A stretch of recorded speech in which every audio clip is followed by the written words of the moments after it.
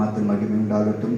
ஆண்டவர் இந்த ஒரு புதிய மாதத்தை தேவன் நமக்கு கொடுத்திருக்கிறார். என்னாகும் புஸ்தகம் 11ஆம் அதிகாரம் 23ஆம் வசனத்தின் வாக்கின்படி, என்னுடைய கை குறுகி போயிருக்கிறதோ,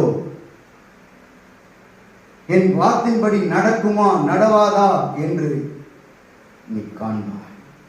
ஆண்டவர் இன்றைக்கு கர்த்தர் நமக்கு பார்த்து சொல்கிறார், நம்மை பார்த்து கர்த்தர் சொல்கிறார். அவருடைய கை குறுகி போகவில்லை. அவர் நன்மையான காரியத்தை அவர் செய்கிற தேவனாகிய கர்த்தர். அவருடைய வார்த்தைகள் வல்லமை உள்ளது.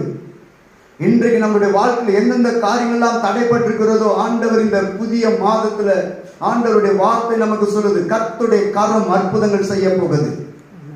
ஆமென்.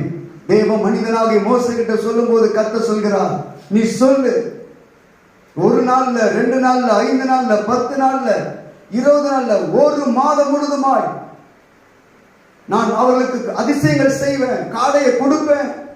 அதே போலதான் இன்றைக்கு கர்த்தர் சொல்கிறார், நடக்குமா நடக்காதா என்று ஏங்கிக் கொண்டிருந்த உங்களுக்கு கர்த்தர் சொல்கிறார், நிச்சயமாகவே கர்த்தர் அற்புதங்கள் செய்ய போகிறார். ஏன் தெரியுங்களா? அவருடைய கை குறுகி போகல. நடக்காத காரியங்கள் ஆண்டவர் சொல்ற, இன்றைக்கு விசுவாசிங்க, இன்றைக்கு விசுவாசிங்க. தேவன் பலத்த காரியத்தை அவர் செய்ய போகிறார். ஒரு கீழ்காட்டை உண்டாக்க போகிறார். ஒரு மகத்துவமான காரியத்தை அவர் செய்ய போகிறார். மனிதனுடைய சிந்தைகள் நடக்காத காரியத்தை இன்றைக்கு தேவன் உங்களை பார்த்து கர்த்தர் சொல்கிறார், என் கை குறுகி போகல, நான் உனக்கு அற்புதங்கள் செய்வேன், அதிசயங்கள் செய்வேன், நான் உன்னை வழி நடத்துவேன். எதெல்லாம் நடக்காது சிந்தனை இருந்தையோ, இன்றைக்கு கர்த்தர் சொல்கிறார், நான் உன் வாழ்க்கையில அற்புதங்கள் செய்ய போகிறேன், அற்புதங்கள் செய்ய போகிறேன். இன்றைக்கு அற்புதங்களை பெற்றுக்கொள்வாய்.